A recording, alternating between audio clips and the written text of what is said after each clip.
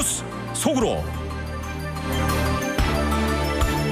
도널드 트럼프 대통령의 관세 전쟁이 새로운 국면으로 접어들고 있습니다.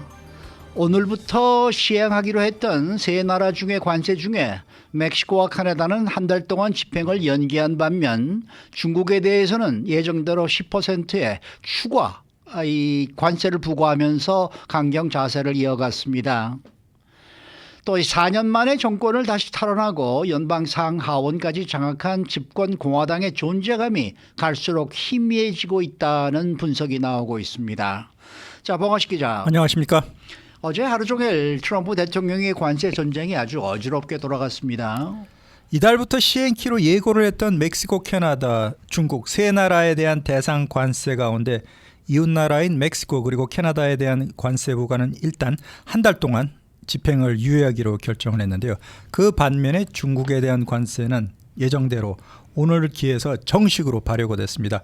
트럼프 대통령 입장에서는 앞마당에 해당되는 멕시코와 캐나다에 대해서는 거친 관세 압박으로 불법 이민, 마약 단속에서 양보를 받아냈는데 중국에는 일단 강대강으로 맞서고 있는 그런 형국입니다. 네, 방금 불법 이민 마약 단속에서 캐나다 그리고 멕시코로부터 양보를 받아냈다라고 말씀을 하셨는데 일단은 이제 한 달 동안은 관세 폭탄을 피했습니다. 그러면 그 부분에 대해서 좀 구체적으로 다시 한번 말씀해 주시면 좋겠습니다. 트럼프 대통령 본인이 소셜미디어를 통해서 클라우디아 쉐인바운 멕시코 대통령과 전화를 한 사실을 공개했습니다. 이 직후에 멕시코 정부는 이제 남부 국경에 10,000명 규모의 군 병력을 즉시 파병키로 했다고 확언을 해줬는데요. 25% 전면 관세를 한 달 동안 미뤄주기로 했다 이렇게 발표를 했습니다. 이어서 트럼프 대통령이 저스틴 트루도 캐나다 총리와도 전화를 하고 마찬가지로 관세부가 한 달 동안 집행을 유예하고 이 두 나라에서 동시에 이를 발표했는데요. 캐나다 역시 멕시코처럼 미국의 북부 국경 강화에 13억 달러를 투입하고 인력도 멕시코와 비슷한 10,000명을 배치하면서 합성 마약 펜타닐 문제를 전담하는 차르까지 임명을 하고 마약 카르텔을 테러 단체로 공식적으로 지정하기로 그렇게 결정을 내렸습니다. 이에 대해서 여러 가지 분석들이 나오고 있더라고요. 우선 트럼프 대통령이 25% 관세 부과 결정 처음부터 이것을 반드시 집행하겠다 이런 의지보다는 극한 압박으로 자신이 원하는 바를 달성하려는 그런 의미가 더 컸다는 평가가 나오고 있습니다.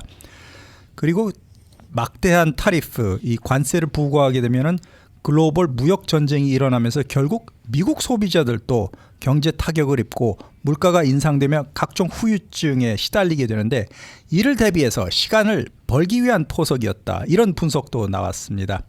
그리고 트럼프 대통령 특유의 충격과 압박 전술을 보여줬는데요. 당선인 신분이던 지난해 11월 말에 중국, 캐나다, 멕시코 세 나라에 대한 관세를 처음 예고한 바가 있습니다.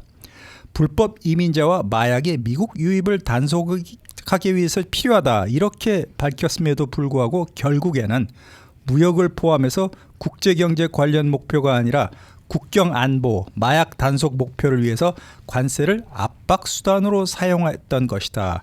이 점이 분명히 됐습니다. 이웃나라로부터 국경 단속 강화 조치를 약속을 받은 뒤에 관세 유예를 결정했다. 애당초부터 관세 부과 자체가 트럼프 대통령의 본질적인 목적이 아니었다는 것입니다.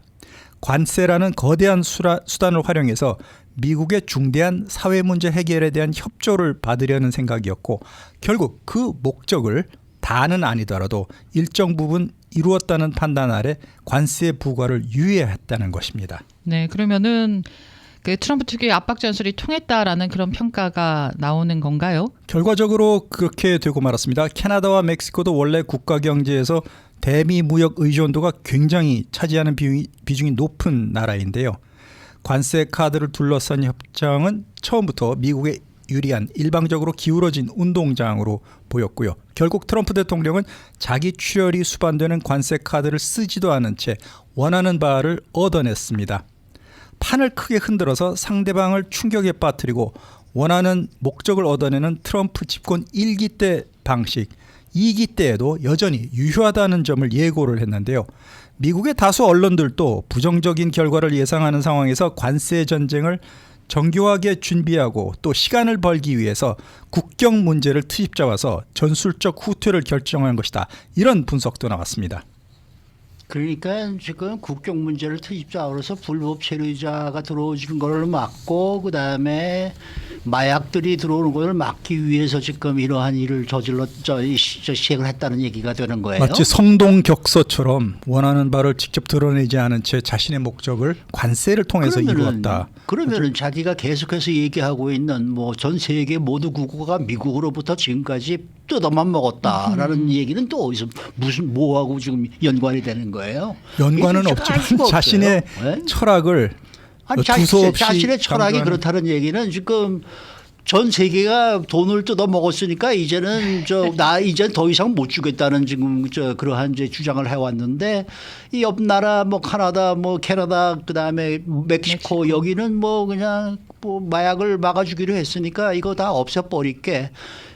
이게 좀 이상하지 않아요? 좀, 원래 네. 앞뒤가 맞지 않는 논리 좀 같긴 이상해요. 합니다만 이 트럼프 사람의 이 스타일을 논리가 고집하고 말이에요. 있습니다. 그리고 멕시코는 펜타닐이 멕시코를 통해서 대량 들어오니까 미국으로 들어오니까 그건 이해가 가는데요. 캐나다는 어떻습니까? 캐나다 같은 경우는 사실 멕시코와 비교도 할 수 없을 정도로 마약이 미국 본토로 보내는 비율이 10%도 될까 말까. 그리고 불법 이민자도 멕시코에 비해서는 역시 10분의 1 수준으로 트럼프가 주장하고 있는 국경 문제를 10분의 1도 안 되더라고요. 10분의 1도 안 되죠. 많이 잡아서 10%라고 보고 있는데 어제 한면대 그나마도 특파원은 1%다 그렇죠. 이렇게 나오더라고요. 한 자리 숫자인 것 예. 같은데 그럼에도 멕시코와 똑같은 비율의 관세를 부과하면서 네. 똑같은 요구 조건을 낸 트럼프 대통령의 그 목적 의식이 꼭 자기가 주장하는 그런 이유 때문에 관세를 부과하는 것은 아니라는 것을 스스로 이렇게 반대로 입증한 셈이 되고 말았습니다. 네. 그러니까 유럽연합에다가 지금 관세를 부여하겠다는 거는 또 무슨 뭐 때문에 그러니까요. 그러는 뭐 거냐 때문에 이거예요. 그러는 그러면은 건지. 거기서는 네. 지금 불법 체류자가 들어오는 것도 아니고 무역 마약이 적자를 들어오는 이유로 들고 그러니까 있는데요. 거기는 무역 적자고 이 캐나다와 멕시코는 무역 적자로 또 쏙 들어가 버렸잖아요. 네. 이유야 뭐 참- 대기 나름인 것 그리고 같은데요. 유럽의 돈이 지금 미국으로 많이 들어오고 있거든요. 왜냐하면 유럽이 좀 불안정해서 투자자들이 미국으로 들어와서 투자를 많이 한다고 그 최은하 대표께서도 말씀해 주신 바가 있는데 좀 헷갈립니다. 네. 그러나 저러나 이 중국은 그래도 뭐 지금 트럼프의 압박에 물러서지 않고 지금 뭐 계속 강경 대응 보복을 지금 결정을 했다고 그러는데 오늘 보니까 뭐 아침에 뭐 백악관에서는 뭐 이 트럼프 대통령과 시진핑 중국 국가주석이 곧 전화 통화를 할 것이다. 뭐 이런 얘기가 또 나오더라고요. 그렇습니다. 트럼프 대통령이 중국에 대해서 10% 추가 관세를 부과하고 중국 역시 이에 맞서서 똑같은 대응 조치를 발표를 했는데 양국 정상들이 곧 빠르면 오늘 중으로 통화 일정을 잡기 위한 물밑 작업이 한창이다. 이런 말이 나오고 있습니다. 캐롤라인 레빗 백악관 대변인도 언론을 통해서 통화가 very soon, 매우 빠른 시간에 이루어질 것이다. 이렇게 강조를 했고 빠르면 오늘 중이 되겠죠. 그리고 월스트리트 저널 역시 트럼프 대통령과 시진핑 주석 간의 통화가 오늘 화요일 이루어질 가능성이 굉장히 높다. 이렇게 강조를 했습니다.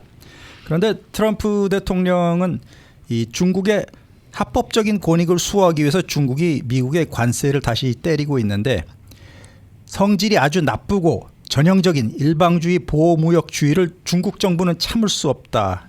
이렇게 중국은 자신의 입장을 변호를 하고 있습니다. 그렇기 때문에 미국의 처사에 단호히 반대한다. 잘못된 방식을 국제기구에 호소해서 바로잡겠다. 이렇게 얘기를 했고 또 미국산 수입품의 10% 또는 석탄 같은 경우는 15% 관세를 중국도 추가 부과하는 맞불 작전을 이어가고 있습니다. 미국이 나가는 만큼 우리도 똑같이 눈에는 눈, 이에는 이 이런 방식으로 중국은 물러설 의향이 없다. 말은 이렇게 하고 있는데 만약 오늘 두 정상 간의 전화통화가 순조롭게 이어진다면 멕시코와 캐나다처럼 유예기능을 둘 가능성도 나오고 있는 그런 실정입니다. 네. 그 얘기하신 것처럼 이제 중국이 눈에는 눈, 뭐 이에는 이 이런 식으로 이제 반격을 가한다는 그런 내용이 이제 일단은 나왔습니다. 1차는 그러면 그렇게 결정을 내리는 데는 또 그 배경에 뒷 얘기가 있을 거 아닙니까? 시진핑 국가주석이 트럼프 1기 때 4년 동안 트럼프 대통령의 스타일을 이미 충분히 경험했기 때문에 이번 두 번째 임기에서도 초반부터 밀리면은 더 이상 중국이 걷잡을 수 없이 손해를 보겠다. 이런 피해 의식이 강하게 작용한 것으로 보이고 있습니다. 네. 그리고 미국의 관세 태풍을 일단 피할 필요가 있다는 판단으로 이웃 국가인 멕시코와 캐나다는 타협을 선택을 했는데 중국은 다릅니다. 어차피 언젠가는 치러야 될 전쟁이 관세 전쟁이라면, 그리고 어차피 미국으로부터 트럼프 대통령으로부터 맞아야 할 매라면 차라리 먼저 맞는 편이 낫다, 이렇게 시진핑 주석이 판단을 했고, 그렇기 때문에 미리 대비한 보복 관세 조치를 빨리 시행을 했다는 것입니다. 트럼프 대통령 입장에서는 중국이 펜타닐 원료 밀 수출 단속 강화 조치를 약속하면 관세를 유예해 줄 생각이 있었는데, 중국이 일단 응하지 않으면서 트럼프 대통령의 체면이 상당히 깎인 것으로 보입니다. 그렇기 때문에 트럼프 행정부 출범한 지 2주일 정도밖에 되지 않았는데 벌써부터 미국, 중국 간의 살벌한 무역전쟁 전운이 감돌기 시작했습니다. 그리고 트럼프 대통령은 중국이 멕시코 또는 캐나다처럼 타협을 선택하지 않으면 나는 앞으로 중국에 대해서 관세 비율을 더욱 높일 수 있다, 이렇게 으름장을 놓고 있는 상황입니다. 그러면은 중국과의 타협 여지가 이제는 없는 거예요? 그렇지는 않은 것으로 보입니다. 아까 말씀드렸다시피 빠르면 오늘 중으로 두 나라 정상이 전화 통화를 갖고 타협점을 모색할 것으로 보이고 있는데요. 중국 정부도 역시 미국에 대한 보복 관세 부과 시기를 열흘로 제한을 했습니다. 그렇기 때문에 이 기간 동안 양국 간 물밑 협상을 통해서 서로 무역 전쟁을 피할 수 있는 반전 드라마가 나올 가능성은 충분한 것으로 보이고 있습니다. 상호 관세 부과를 피하면서 트럼프 집권 1기 때처럼 또 한 차례 대규모적인 무역 합의 도출을 모색할 가능성이 나오고 있는데, 2018년에도 트럼프 첫 번째 행정부 때 중국과 무역 갈등을 겪었는데 2200개 중국산 제품에 대해서 무더기로 관세를 때린 바가 있습니다. 미중 무역 전쟁은 미국이 먼저 방아쇠를 당기긴 했는데요. 2020년에 두 나라가 합의를 했습니다. 550여 개 품목을 뺀 나머지 품목에 대해서는 관세를 적용하지 않겠다. 그리고 그 대신 중국은 농산물을 포함한 2천억 달러치의 미국 물품을 사들이기로 합의를 하면서 전쟁이 당시에 끝난 바가 있습니다. 네.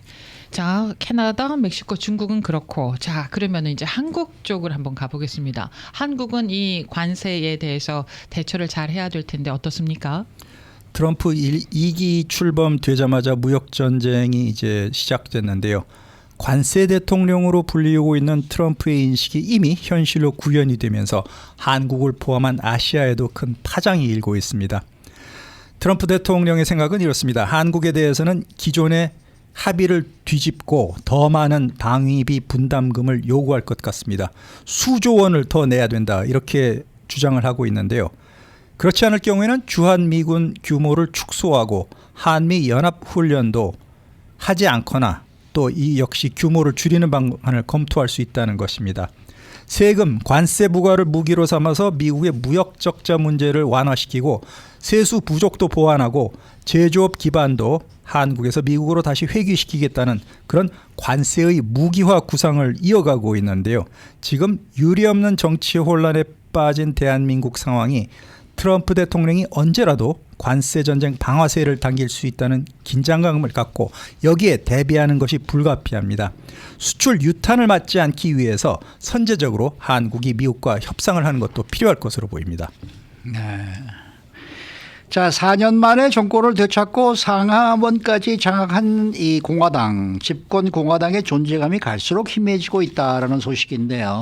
백악관이 첫날부터 불체자 추방과 같이 법적인 논란이 큰 행정명령을 남발하면서 미국의 삼권 분립 제도가 흔들리고 있다, 이런 여론이 커지고 있는데 공화당에서는 트럼프 대통령 눈치만 보고 침묵을 지키고 있는 그런 상황입니다. 그렇기 때문에 NBC 방송 같은 경우에는 이렇게 보도를 했는데요. 트럼프 대통령이 법적으로 논란이 큰 행정명령을 남발을 하고 있는 상황에서 삼권 분립 제도가 흔들리고 있는데 정작 공화당 국회의원들이 눈치 보고 있다, 이렇게 비판적으로 보도를 했습니다. 트럼프 대통령의 눈밖에 나지 않기 위해서 노력하는 것만 의원들이 지금 하고 있다, 이런 비아냥도 나오고 있는데 공화당의 하원 1인자 겸 하원 의장인 마이크 존슨 의원도 최근에 이렇게 얘기했습니다. 트럼프 대통령은 미국 국민의 명령을 받았다. 거의 아첨성 발언이 아닐 수가 없는데요. 트럼프 정책이 원활하게 실행될 수 있도록 뒷받침하는 것이 공화당의 역할이다, 이런 취지의 발언도 했습니다. 그렇기 때문에 공화당에서는 지금 공개적으로 트럼프 행정부의 문제점을 제기하는 국회의원들을 거의 한 명도 찾아보기 어려운 그런 상황이 되고 말았습니다. 네, 그러면은 공화당 의원들이 왜 트럼프의 눈치만 보면서 침묵을 지키는 건가요? 이유가 있을 거 아닙니까? 한마디로 자기 살기에 급급한 네. 그런 상황인데 반대자들에게 가혹하리만치 보복을 가하는 트럼프 대통령의 스타일 이미 집권 1기 4년 동안 뼈저리게 깨달았다는 것입니다. 그렇기 때문에 의원들로 눈치 빠르게 그 트럼프 대통령의 비위에 맞추고 있는데 반 트럼프 인사로 알려진 알래스카주의 리사 머코스키 상원의원 한 사람만 최근 국제개발처 해체 시도에 대해서 합법적이지 않다 이렇게 반대 발언을 한 것이 거의 유일하게 트럼프 대통령에 맞선 그런 행동으로 보이고 있습니다. 하지만 이 점에 대해서도 대다수 의원들은 별다른 반응을 보이지 않고 있습니다. 만약에 공화당 의원이 트럼프 대통령에 맞서는 모습을 보이게 된다면 다음 선거 당내 경선에서 이길 수 없다는 걱정이 커지고 있기 때문에 그리고 지금 현재까지 트럼프 대통령이 유권자들 사이에서 굉장히 큰 인기를 누리고 있기 때문에 이를 의식하고 있다는 것입니다. 이 점은 눈치 보기는 앞으로도 공화당 의원들 사이에서 계속 이어질 것으로 보입니다. 참, 어느 나라나 똑같네요. 국회의원들 눈치 보는 거는 말이죠. 네. 그러나 저러나 우리 한인 상원 의원 앤디 킴 의원이 지금 국제개발처 이 본부 폐쇄에 대해서 상당히 지금 강력히 반발을 하고 있네요. 네, 국제개발처 USAID로 불리우고 있는데 일론 머스크 정부 효율부 위원장이 트럼프 대통령과 함께 폐지를 밀어붙이고 있는데 이에 대해서 앤디 김 뉴저지주 상원의원은 미국의 행정 시스템을 무시하는 독재 행위다. 나는 반드시 이 기구의 폐지를 저지하기 위해서 싸울 것이다. 이렇게 선언을 했습니다. 어제도 앤디 김 의원이 취재인 앞에서 20여 년 전에 내 첫 번째 공직 생활을 나는 이 국제개발처에서 시작을 해서 굉장히 지금까지 영광으로 여기고 있고 그렇군요. 이 나라를 위해서 봉사를 했는데 갑자기 멀쩡한 이유 없이 불법적으로 이 단체를 없앤다. 그리고 현재 근무하고 있는 직원들도 범죄자 취급을 받고 있는데 출근하지 말라는 지시까지 내려졌다고 한다. 이게 말이 되냐 이렇게 항변을 했습니다. 그렇기 때문에 좋은 일을 하고 있는 이 USAID 국제개발처의 폐지를 위해서 나 앤디 김은 앞으로도 계속 투쟁하겠다. 이렇게 강조를 했습니다. 수고 많으셨습니다. 고맙습니다. 봉화식 기자였습니다.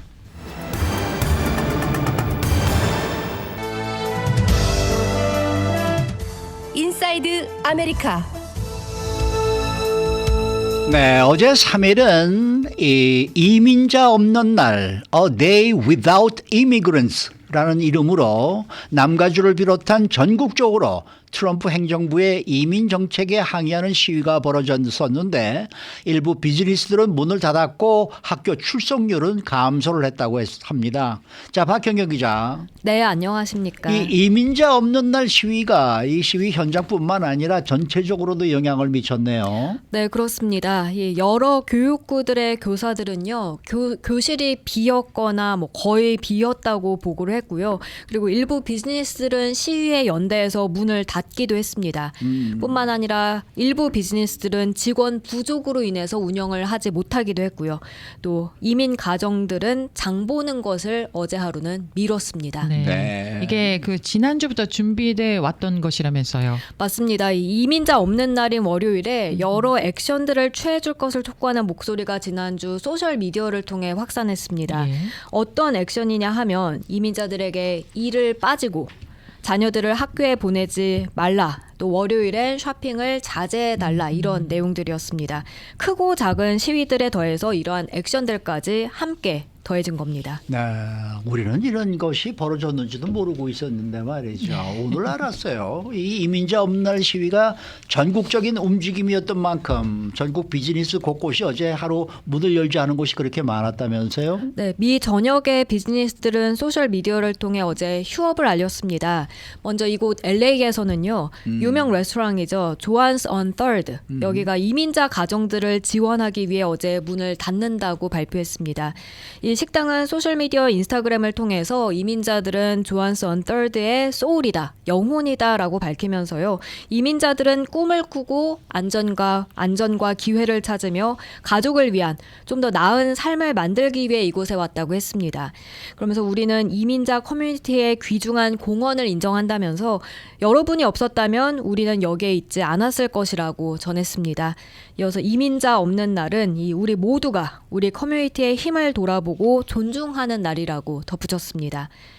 그런가 하면 LA 다운타운에 있는 안토히토스 푸에블라도 어제 하루 문을 닫는다고 발표했는데요.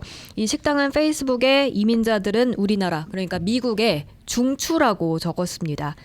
LA뿐만 아니라 캘리포니아주의 여러 식당들이 이번 시위를 지지하기 위해 문을 닫는다고 소셜미디어에 게시했습니다.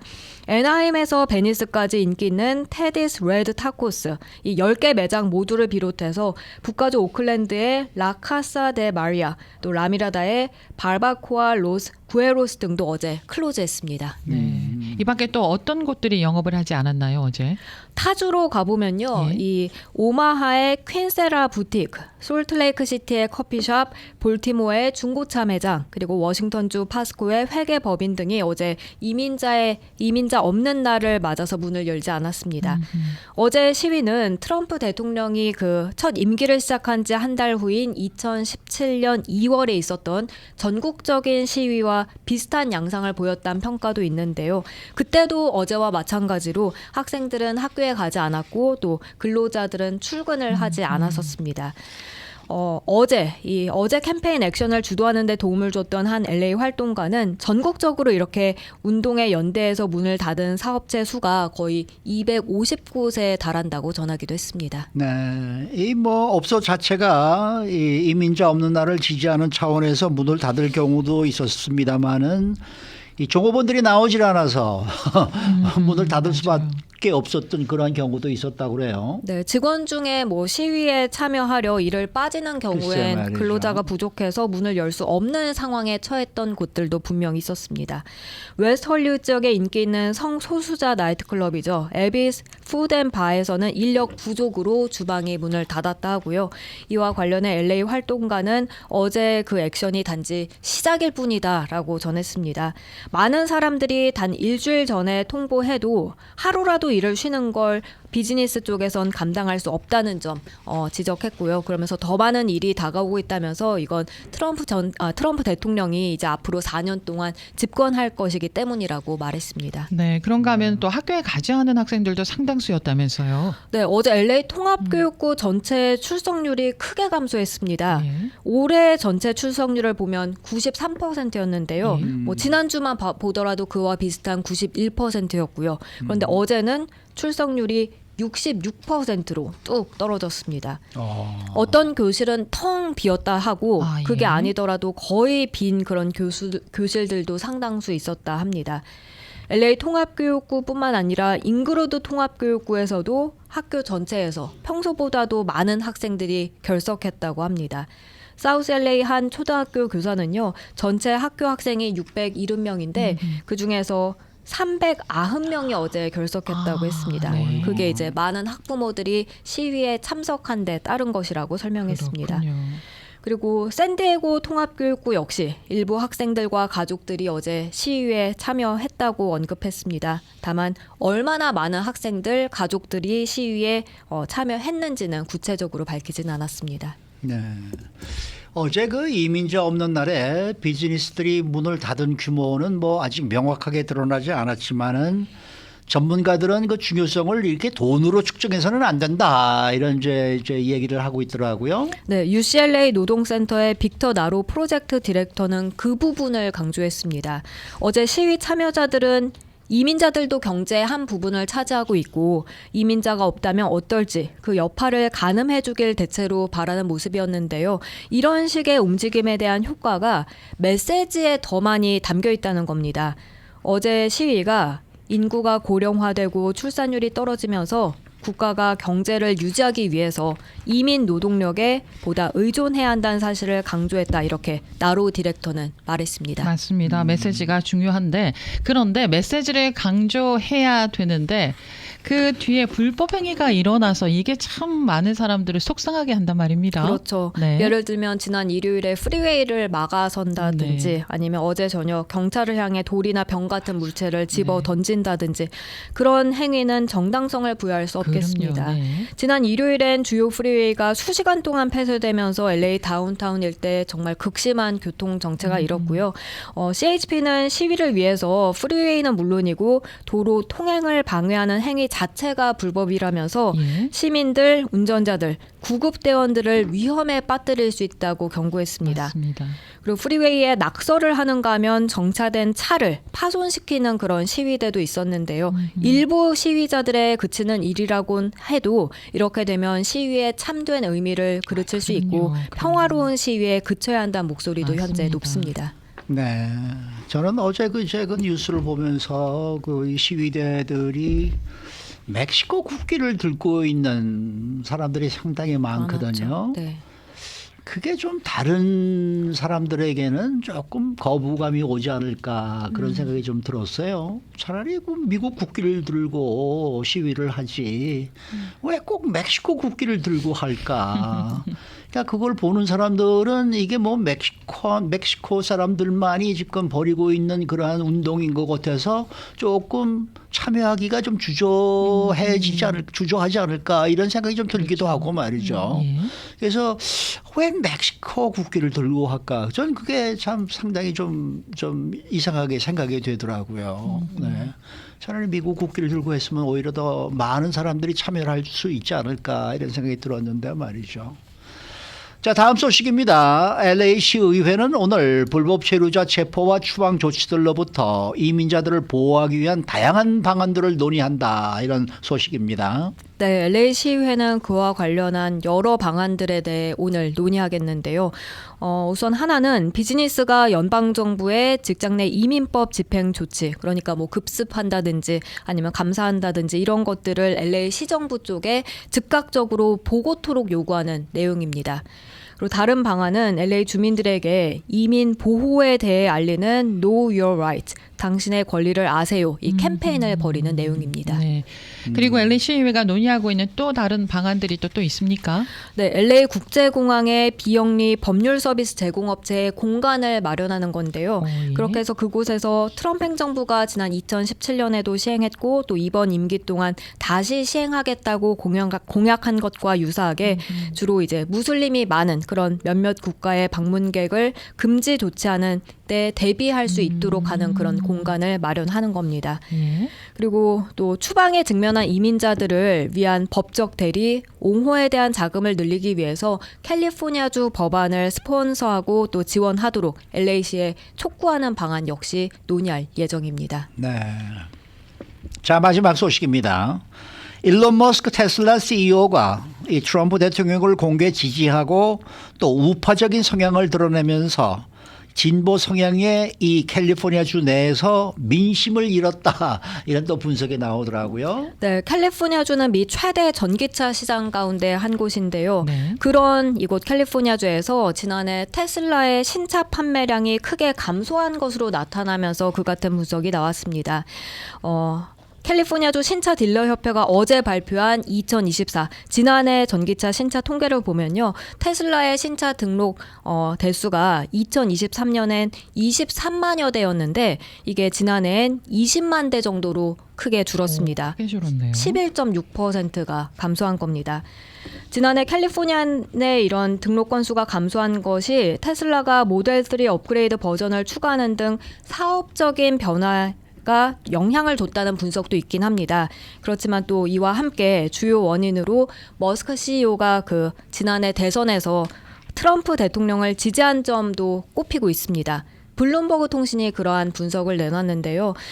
테슬라 모델 3의 조기 변경과 같은 일반적 사업 요인도 영향을 미치긴 했지만 머스크 CEO가 대선에서 적극적인 정치적 입장을 나타냈던 게 캘리포니아주에서 그 판매에 부정적인 영향을 미친 것이 크다 이렇게 지적했습니다. 예. 그리고 로이터 통신 역시 머스크 CEO의 대선 개입이 캘리포니아주의 판매 감소를 더 악화시켰다고 그런 평가를 내놨습니다. 트럼프 대통령이 되기 전에 빨리 사야지 보조금을 받을 수 있지 않겠냐? 그래서 저는 많이 샀을 거라는 생각을 했었거든요. 근데 아니네요. 모르죠. 뭐 대신에 현대나 기아 전기차가 많이 팔렸는지도 모르죠. 대신. 그럴 수도 그렇죠? 있고. 네네. 그러나 저러나 뭐 오늘 보니까 그 이 일론 머스크가 특별 공무원에 임명이 됐는데 보수는 없고 무보수로 일을 하면서 1급 기밀 보안 허가도 받았다. 뭐 이런 기사들이 나오고 있던데 글쎄 그게 1급 기밀 보안을 그렇게 저 기밀 문서를 그렇게 마음대로 볼 수 있게 해주는 게 과연 옳은 일인가? 그것도 조금 한쪽으로는 좀 의아심이 좀 생기더라고요. 혹시 기밀 문서가 뭐 A, B, C 이 정도 또 분류가 있지 않을까? 있죠. 이거 근데 싶기도 1급이래잖아요. 한데. 1급이면은 1급이니까. 정말 이거 굉장히 중요한 것들인데 탑시크릿이네요. 이렇게 일개 회사의 CEO가 이런 거를 그렇게 마음대로 취급을 해도 될 것인가? 그건 뭐 자기 또 비즈니스 쪽으로 좋게 또 이렇게 써먹지는 않을까 하는 또 그런 생각이 그럴 들기도 수도 하고 있고요. 네. 세상이 참 이상하게 돌아가고 있으니까 뭐 알 수가 없습니다. 어지럽습니다. 네. 네. 수고 많으셨습니다. 고맙습니다. 박현경 기자였습니다.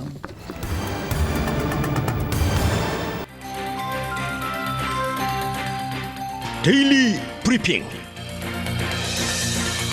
네, 오늘은 CPA 공인회계사 우리 강신용 CPA 모십니다. 어서 오십시오. 안녕하세요. 네, 드디어 이제 바쁠이라고 얘기를 해야 되나요? 바쁜 뭐라고? 시즌이 네? 됐습니다. 아주 바쁜 때가 바쁜 됐습니다. 시기가 이제 다가오고 있습니다. 네. 아주 즐거운 시간이고요. 즐거운 겁니까? 제 손님들은 말이에요. 네. 내 돈 어디 있어 하면서 예? 세금 보고하면서 리펀 환불 받는 분들 있죠. 내 돈 빨리 주세요. 그래서 그분들은 급합니다. 발걸음이. 그러니까 2월 1일이 되면은 이제 세금 보고 시즌이 시작이 되는 거죠. 일단 그렇다고 봐야죠. 맞습니다. 네. 그러니까 이 월급 받으시는 분들 뭐 이 W2 폼이나 이런 것들은 이제 이미 다 받으셨으리라고 믿고. 그렇죠. 맞습니다. 예. 그러면은 이제부터 정말 바쁘기 시작할 텐데 보통 밤 많이 새시죠? 어떠세요? 아, 요즘 밤이 샐 정도로 일을 해야 되는데 밤샐 일이 없네요. 아직은요. 아직은. 아직은 네. 그런데 네. 사실은 이제는 세금 보고를 젊은 분들은 자신들이 하시는 분들이 아직 많죠. 아 그래요? 네, 왜냐하면 이제 뭐 컴퓨터가 원체 컴퓨터로 발전되고 할수 있으니까. 또 자녀들이 똑똑해요. 잘 키워나가지고. 그런데 전문가가 아니지 않습니까? 그렇죠. 그렇기 때문에 약간 그러니까 잃어버리는 부분이 있고 또 예. 잘못 넣는 부분도 있고 그게 이런 많습니다. 많죠. 예, 그러니까 아전 인수라고 네. 이왕이면 나한테 유리하게 넣다 보면 실수하지요. 네. 맞습니다. 네네. 정확한 지적이세요. 네. 그래서 세금 보고는 웬만하신 전문가. 분들은 다 되도록이면은 전문가의 도움을 받는 게 그렇죠. 편하겠죠. 그러면요 전문가가 그래서 전문가죠. 뭐 달리 전문가겠습니까? 그러니까 비즈니스를 하는 분이 아니고 그냥 예를 들어서 뭐 임금만 받고 월급만 받고 아니면은 뭐 1099만 받고 세금 보고 하시는 분 같은 경우에는 그렇게 뭐 뭡니까 세금 보고 이 뭡니까 그 비용도 이렇게 많이 나오지 않잖아요. 많이 나오지도 않지만 네. 또 요즘은 코리안 커뮤니티는 상당히 전문인이나 이런 또 교회 이런 데서도 그 저소득층을 위해서 많이 세금 보고를 차지하지 않고 도와주시는 분들이 많죠. 근데 아까 말씀하신 대로 자영업을 하시는 분들은 다시 한번 생각해 보는 게 그건 좋죠. 뭐 당연히 저는 네. 전문가들의 도움을 받아야 된다고 생각을 합니다. 맞습니다. 네. 자, 올해 세금 보고를 할 때 기본 공제 이뭐 어떻게 좀 바뀌었습니까? 지난번 작년과? 근데 기본공제는요 네. 물가가 얼마 올랐다 만큼은 올라줘야 되는데 네. 거의 별로 안 오르고요. 그저 뭐 1년에 한 1,000불 정도 이제 이 정도로 오르는데 근데 기본공제라는 것이 세금 보고를 안 해도 될 정도의 분들이 생각보다 많은 거죠. 근데 이제 자영업을 하시는 분들은 이제 어떤 형태든지 네. 1099을 받든지 이러면 해야 되지만 그렇죠. 그런데도 또 조금 벌어도 주식 거래를 한다든지 또 그 투자 캐피털 그 개인이 있는 분들은 IRS 기록에 남으니까요. 이런 분들은 이제 기본 공제보다 적어도 꼭 보고를 하는 게 좋고 네. 더 좋은 사람들은 기본 공제가 안 되더라도 자녀가 있으면 환불되는 수가 많으니까 어허. 언더인컴 크레딧이라고 그래서 대부분들은 세금 보고를 해서 환불받는 분들이 more than 50%이랍니다. 미국에서. 어허. 네. 네. 상당히 많은 수죠. 상당히 많은 숫자네요. 1년에 약 650억 달러 정도가 언더인컴 크레딧으로 나간다 그러니까 이거는 세금 보고하고 내 돈 어딨어라고 하는 분들 어허. 환불 받는 분들 행복한 분들이시죠. 기본 공제하고 개별 공제하고 어떻게 다른 겁니까? 이제 공제라는 것은 소득 내가 받은 소득에서 공제를 받는 게 더 예. 많으면 글을 써요. 이제 기본적으로 29,200이다. 근데 29,200. 개별 공제를 하니까 네. 32,000불이다. 그럼 어느 거든지 간에 기본 공제든 개별 공제든 공제로 소득을 더 줄일 수 있고 세금을 덜 낼 수 있는 거를 선택하게 돼 있죠. 거기는 어떤 거가 들어가는 건가요? 그렇죠. 기본 공제는. 이제 기본 공제는 이제 가족이 예. 몇 명이냐도 있을 수 있고 결혼을 했느냐 안 했느냐 싱글이냐 또 이제 세대주도 있어요. 이제 그런 분들이 갖는 게 이제 기본 공제고요. 개별 공제는 좀 여러 가지 개별적으로 항목을 산정해서 공제받는 거죠. 뭐 세탁비, 주차비 뭐 이런 것도 들어가나요? 그건 좀 세탁비. 자, 예를 이제 들어서. 네. 세탁비는 비즈니스에 관계없이 하는 사람들 있어요. 그냥 이제 세탁해서 입어야 되잖아. 그죠? 네네. 근데 특별하게 이제 이런 것을 크라운이라고 보자고.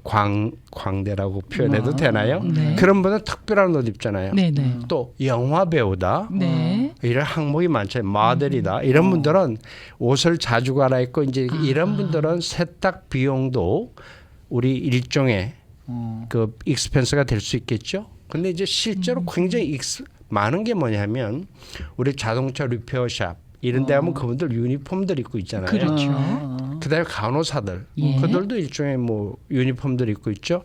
이제 레귤러리 옷을 이제 바꿔 입고 세탁하는 것은 비즈니스 하시는 분들은 공제 항목으로 들어갈 수 있습니다. 근데 이제 그것도 1099을 받는 사람들이나 가능한 거지 W2 폼으로 월급 받는 사람들은 안 되는 거 아니에요? 맞습니다. 그 사람들은 어차피 점심 먹어야 되고 저녁 먹어야 되잖아요, 그죠?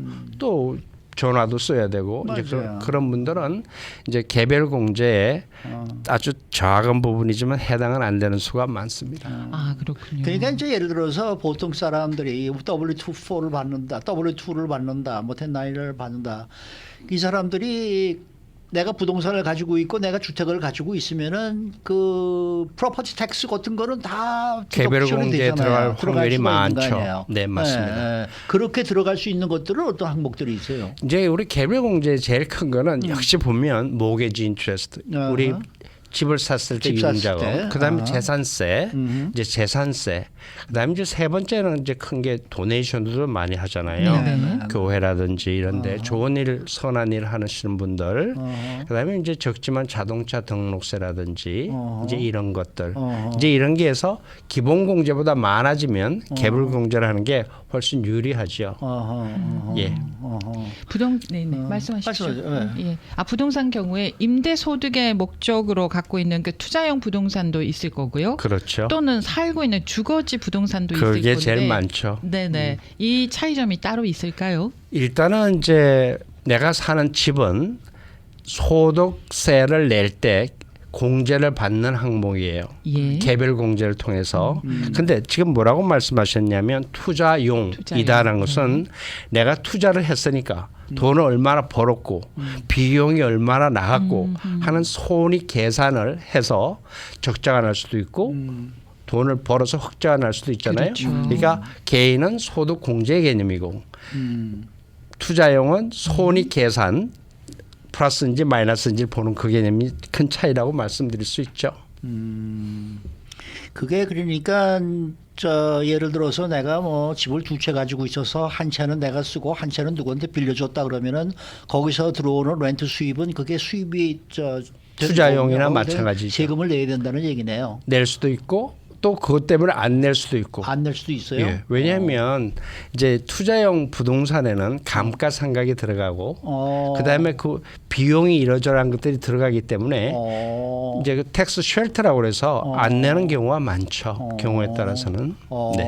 그것도 우리가 전문가의 도움을 받아야 되겠네. 투자용 부동산을 가진 분들은 웬만하면 다. 전문가들과 미리 상의하시고 네. 하시는 게 늘 좋다 하는 게 공론입니다. 네. 또 이 부동산을 양도할 때 발생하는 뭐 캐피탈 게인과 캐피탈 로스가 있을 거 아니에요. 그렇죠. 이건 대단히 어떻게 돼요? 중요하죠. 근데 사실은 제가 이제 여러 미국에 살면서 여러 대통령들이 계셨잖아요. 네, 그중에 네, 네. 빌 클린턴이라는 대통령이요. 획기적인 캐피탈 게인. 그 캐피탈 게인 중에도 내가 살던 집이 혼자 살았어. 네. 근데 집값이 올랐어. 얼마까지 올랐냐? 어. 25만 불까지 올랐어. 세금 안 내도 돼. 그거 가지고 잘 쓰고 이래. 다른 투자해. 어허. 이랬고요. 네. 그다음에 부부는 50만 불까지는 괜찮아. 그런 어허. 캐피탈 게인은 안 돼도 돼 이랬어요. 그때 실제로 빌 클린턴이 4년을 지난 다음에 미국의 GPA가 발전이 393%가 됐다는 그런 기억이 나요. 네. 그때 부동산 기업이 엄청 활기 뛰었어요. 어허. 50만 불에도 안 내. 어허. 25만 불도 안 내. 어허. 부동산을 팔고 살을 2년에 한 번씩은 괜찮아 이랬단 말이에요. 그래요. 예, 근데 2년 살면 또 해도 돼. 이러니까 거기로 인해서 경기도 활성화되고 부동산 값도 올라가고. 올라가고 그렇군요. 거래도 많아졌겠네. 예, 그때 빌 클린턴의 그 아이디어는 아직까지 유지되고 있고 아직까지도 많은 분들이 내가 살던 주택에 대한 캐피탈 게인을 25만, 50만까지 기본 공제해 주니까 굉장히 큰 돈이죠. 그러면은 예를 들어서 내가 주택을 100만 불 주고 샀는데 네, 내가 한 10년 살았어요. 그렇죠. 그래서 팔아. 네. 근데 이게 집값이 2배로 올랐네. 어유 축하합니다. 그래서 아니 지금 예를 예, 예. 드는 거예요. 아, 그래도 아닙니다. 축하받을 분들이죠. 예, 네. 그러면은 100만 불의 이익이 생겼을 거 아니에요. 그렇죠. 그러면 그 100만 불 중에서 세금을 내는 포션은 얼마예요? 100만 불이 남은 것 중에 50만 불은 빼고 이제 부부라고 전제했을 때 50만 불에 대해서만 세금을 캐피탈 내야 게인을 된다. 내라. 너무 많이 하면 안 되죠. 예전에는 무슨 뭐 저 시니어들은 뭐 얼마든지 벌어도 안 내도 된다 그러지 않았어요? 그거는 이제 이제 일생에 한 번 있었는데 클린턴 그 이전에 그때 뭐 13만 2천인가 그랬어요. 근데 지금 집값이 그 당시에는 예를 들어서 100만 불이 넘는 집이 많지 않았다고요. 네. 요즘은 뭐 웬만하면 100만 불이 넘잖아요. 그렇죠. 근데 우리가 100만 불이다 이 단위를 동부나 서부나 해안가, 뉴욕, 캘리포니아 여기는 좀 특별하죠. 근데 아하. 중부로 가면요. 아직도 50만 불짜리 집이 LA면 뭐 200만 불 될지도 모르죠. 네. 미들 스테이트하고 차이가 많기 때문에 아직도 25만 불이냐 50만 불에는 미국 전체로 보면 굉장히 큰 양도소득세에 대한 기본 공제죠. 그러니까 100만 불 주고 샀는데 200에 팔았다 그러면은 50만 불에 대한 세금은 내야 된다는 얘기네요. 네, 그렇습니다. 50만 불 가지고 여생을 편하게 사시는 분들 그러니까, 많죠. 세금 안 떼는 50만 불 가지고 행복하게 살아라. 그렇죠. 그 55살 이상의 주택 소유주들이 55살 네네. 이상의 주택 소유주들이 이사를 할 때 프로포지션 60 그리고 90 뭐 혜택이 있다고 하는데 이건 어떤 내용입니까? 그거 정말 좋은 혜택이에요. 네. 뭐냐 하면은 아까도 우리 어제 말씀하셨지만 이제 한 집에서 오래 살았어요. 네. 근데 내가 살 때 예를 들어서 40만 불에 샀다고 치자고요. 예. 근데 10여 년을 사니까 그게 140만 불이 됐다고요. 근데 40만 불에 대해서 매년 2%만 재산세를 올려요. 근데 이제 그러면 뭐 이제 20년 샀다, 10년 살았다 그러면 재산세가 굉장히 적다고요. 네. 근데 이제 이사를 가게 돼. 이사를 가게 되면 내가 살 땐 40만 불이었는데 내가 팔기는 예를 들어서 100만 불에 팔았다고 치자고요. 예. 근데 다른 데 가도 또 100만 불짜리 비슷할 거 아니에요. 그럼 세금이 재산세가 그렇게 많이 증가되죠. 그렇죠. 그러니까 너무 한 집에 오래 살면 주택 거래나 또는 집도 좀 이렇게 송산되기도 하고 좀 그럴 수 그렇죠. 있잖아요. 거래도 확보라고 하고 재산세에 대한 부담을 줄이기 위해서 자 55세라는 시니어를 전제로 그래서 재산세를 비슷하게 낼 수 있도록 해주는 제도인데 캘리포니아 주 정부에서는 거의 다 프로포지션 아까 말씀하신 60 또 90을 통해서 다 비슷하게 내도록 돼 있어요. 근데 너무 비싼 거 사면 안 되고 네네. 예를 들면 그러니까 내가 예를 들어서 먼저 살던 집이 내가 50만 불에 사서 내가 약 한 5천 불을 내고 있었는데 1년에 네, 그렇죠. 지금 이걸 팔고 100만 불짜리를 샀을 경우에 100만 불에 대한 프로퍼티 텍스 10,000불 정도를 내는 게 아니라 예전에 내던 5천 불 정도만 내도 된다는 그렇죠. 얘기네요. 이제 그런 정신으로 맞는 게 어. 프로포지션 이제 60하고 90 그렇습니다. 맞습니다. 네. 굉장히 좋은 제도죠. 대신에 이제 내가 파는 가격하고 좀 비슷하거나 그래야지 너무 왕창 차이 나면 안 된다. 그래서 대략 10만 불 정도를 이 용인해 준다고 네. 해요. 네. 지금 시간이 한 1분 정도 남았는데요. 질문 주신 분이 계시는데 리모델링을 했을 때 집을 네. 그 리모델링한 비용이 들어가잖아요. 그렇죠. 그거 공제받을 수 있습니까라고 여쭤보셨습니다. 공제라는 개념보다도 내 집에 예. 밸류가 올라간 거죠. 그래 팔았을 때 안 팔고 그냥 지금 살고 있는 집을 리모델링을 했는데 그 그 비용이 들어갔는데 내가 사는 집은 예. 고쳐서 그런 거는 비용 공제는 아니죠. 안 되군요. 알겠습니다. 네. 그러니까 어디까지나 팔아서 이익이 날 경우에만 세금을 내는 거지 내가 살고 있을 때 내가 집 고치는 거는 네가 살 집인데 무슨 그렇습니다. 이거네요. 네. 예, 그렇습니다. 알겠습니다. 네. 알겠습니다. 오늘 말씀 잘 들었습니다. 예, 감사합니다. 네. 좋은 텍스 지원 되기 바랍니다. 네. 강신영 CPA 함께했습니다.